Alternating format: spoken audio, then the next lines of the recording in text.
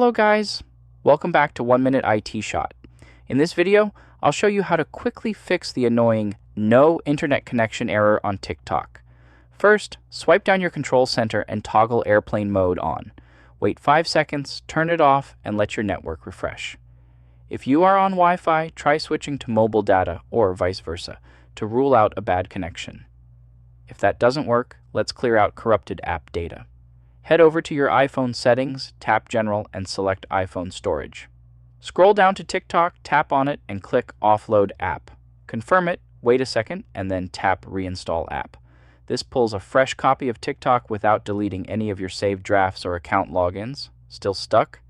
Go back to General, select VPN and Device Management, and make sure you are completely disconnected from any active VPNs that might be blocking TikTok's servers. As a final resort, scroll to the bottom of the general settings, tap Transfer or Reset iPhone, hit Reset, and choose Reset Network Settings.